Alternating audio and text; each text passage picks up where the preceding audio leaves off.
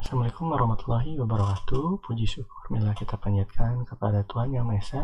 Dengan rahmat-Nya hari ini kita bisa selalu diberikan keselahatan dan keselamatan. Terima kasih kepada rekan-rekan mahasiswa. Pada pertemuan kali ini adalah pertemuan yang ke-7 ya, ke-8 atau ke-7 ya. Nah, untuk materi hari ini adalah terkait perundang-undangan terkait dasar K3. Oke, berikut pemaparan materi yang akan saya sampaikan mengenai perundang-undangan K3. Oke. Nah, hierarki regulasi di Indonesia, undang-undang itu ada hierarkinya ya. Peraturan itu dimulai dari Undang-Undang Dasar ya. Lanjut lagi hierarkinya turun ke bawah menjadi peraturan pemerintah ya, PP. Berikutnya juga ada keputusan presiden. Berikutnya ada keputusan menteri atau peraturan dari menteri. Berikutnya ada Perda, peraturan daerah tingkat 1. Berikutnya ada SK ya, surat keputusan dari gubernur setiap provinsi. Turun lagi ke Perda tingkat 2. Berikutnya turun lagi ada surat keputusan atau SK wali kota. Nah, berikut ya secara hierarki regulasi peraturan yang ada di Indonesia. Nah, apa sih tujuan peraturan? Ya, yang pertama, tujuan peraturan itu adalah sebagai pedoman atau acuan evaluasi dan penilaian. Berikutnya sebagai aturan normatif pressure ya, normatif pressure. Dan yang ketiga sebagai panduan dalam teknis pelaksanaan. Nah, sehingga menghasilkan tumbuhnya komitmen dan meningkatnya upaya di dunia industri dalam menciptakan lingkungan kerja yang sehat dan aman.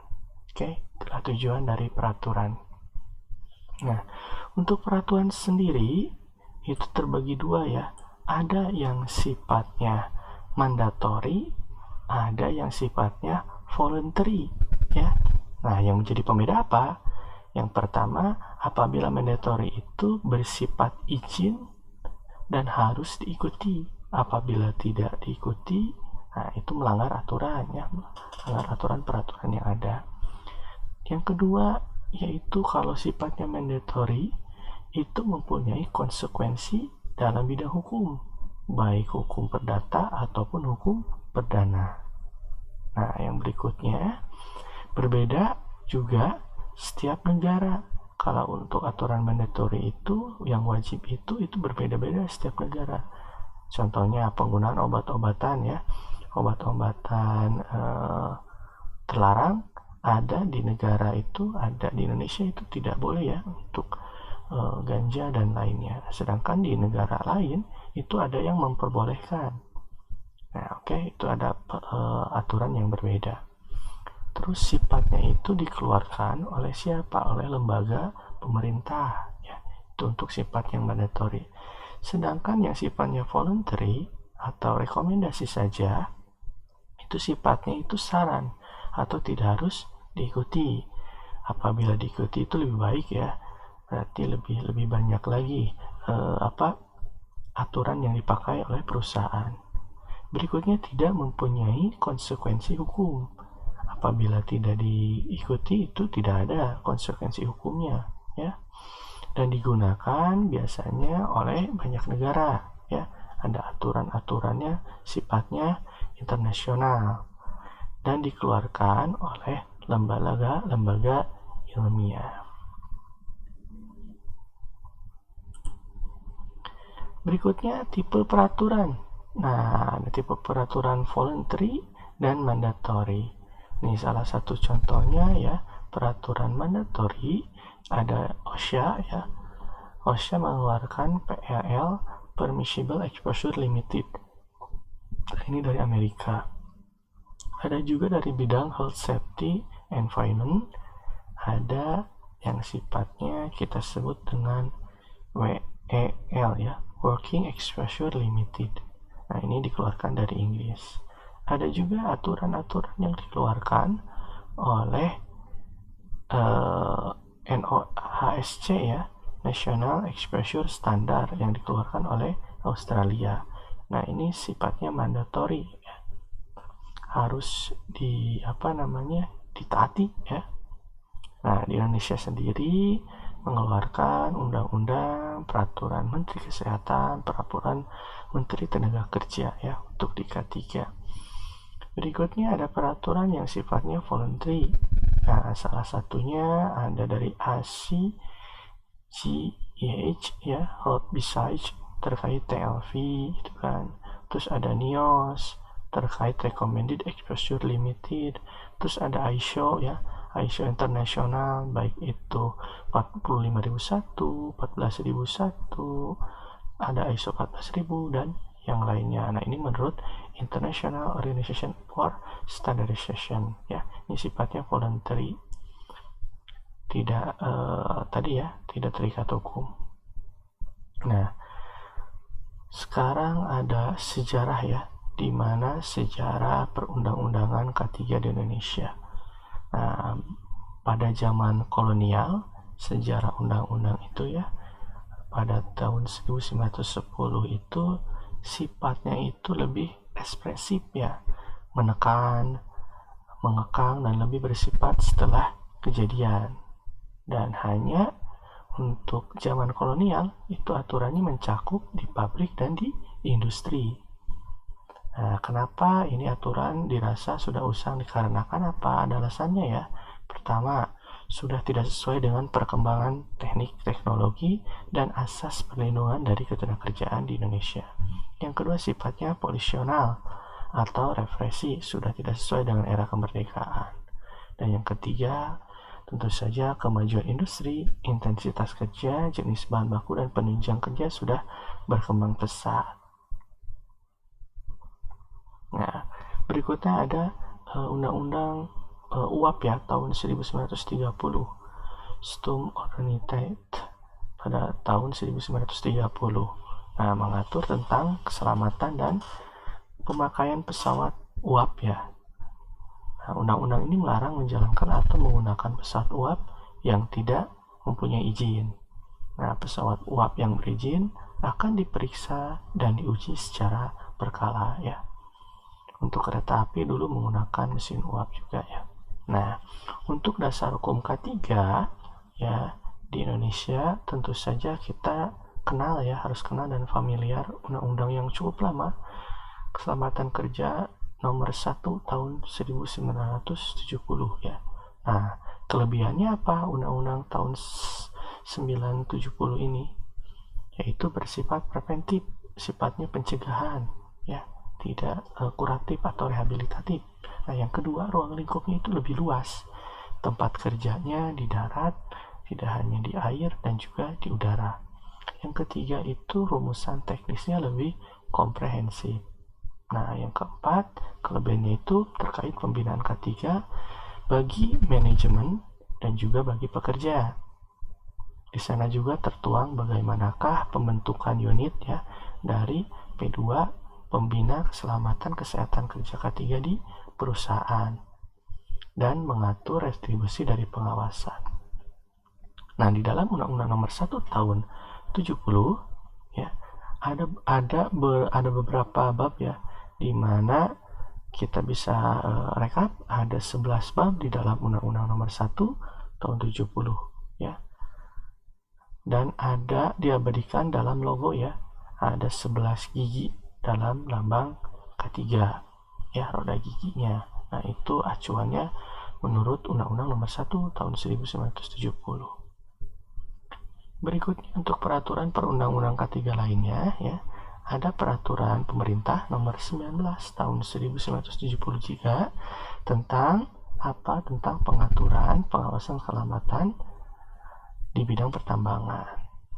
Nah, pada tahun 78 nomor 1 dikeluarkan juga Permenaker Trans ya, tentang keselamatan K3 dalam penembangan dan pengangkutan kayu.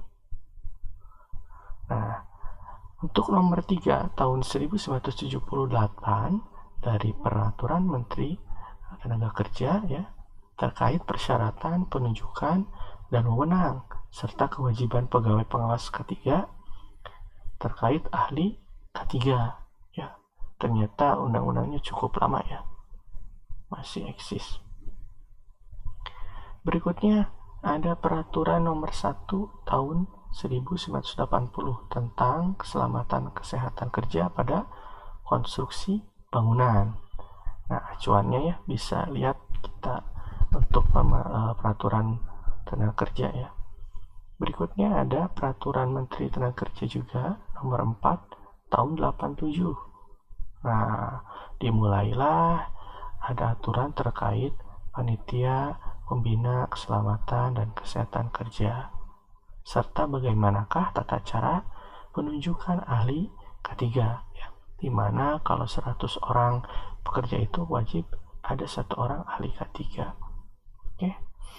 Berikutnya ada Peraturan Menteri juga Tenaga Kerja Nomor 1 Tahun 81 tentang kewajiban melaporkan laporan apa terkait PAK ya, penyakit akibat kerja. Nah, di sana dirangkum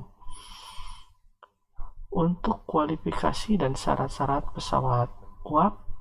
Nah, itu terlampir ya dalam Peraturan Tenaga Kerja Nomor 1 Tahun 1988.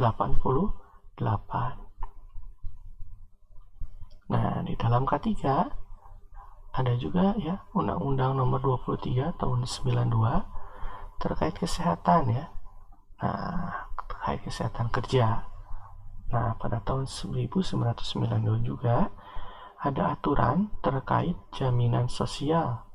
Nah, dengan Undang-Undang Nomor 3 ya. Nah, oke, berikutnya ada Peraturan Menteri Tenaga Kerja Nomor 5 Tahun 96 ya, terkait sistem manajemen K3. Jadi SMK 3 ya, lebih banyak kita kenal itu sudah ada pada tahun 96 dengan nomor 5. Nah, selain itu di pabrik-pabrik kimia juga terikat dengan aturan ya. Aturan pada tahun 97 bagaimanakah standar pelajaran bahaya kimia di tempat kerja. Nah, berikutnya pada tahun 98 Nomor 1 terkait Peraturan Menteri Tenaga Kerja itu berbunyi tentang penyelenggaraan pemeliharaan kesehatan bagi tenaga kerja dengan manfaat itu lebih baik dari paket jaminan pemeliharaan kesehatan dasar jaminan sosial tenaga kerja ya. Jadi pekerja itu harus di medical check up ya. Pada tahun 98 itu sudah tertuang nomor 1.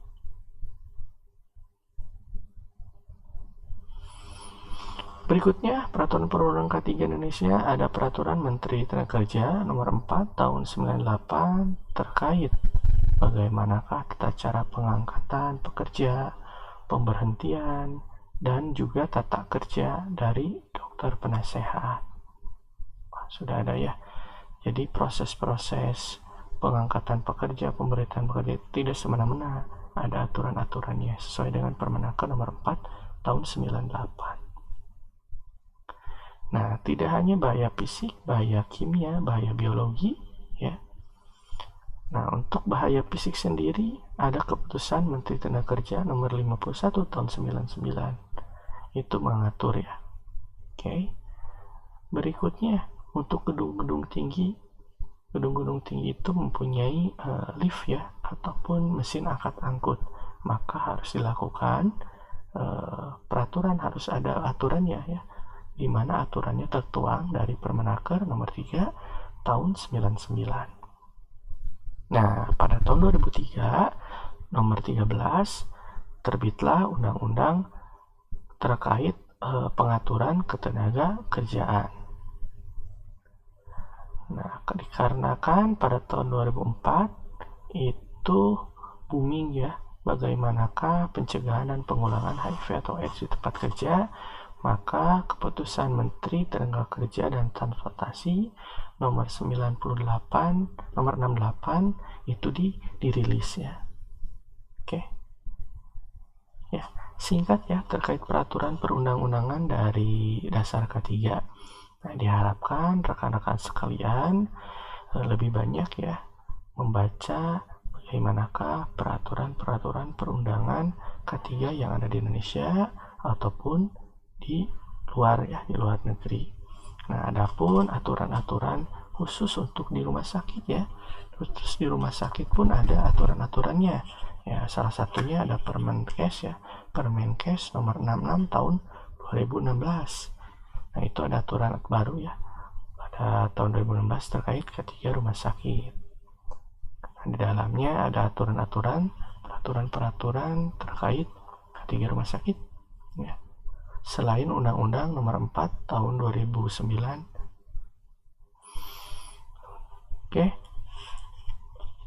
Berikutlah peraturan undang-undang yang sudah saya paparkan, baik hierarki dan juga peraturan perundang K3 yang mengikat. Dimohon rekan-rekan mahasiswa bisa aktif ya untuk di Google Classroom-nya untuk sharing atau diskusi dari materi yang sudah dipaparkan. Jangan lupa untuk presensinya ditulis juga ya. Dan untuk video ini bisa disimak kembali di Google Classroom dan juga materi yang akan saya share. Oke, billahi taufiq wal hidayah. Wassalamualaikum warahmatullahi wabarakatuh.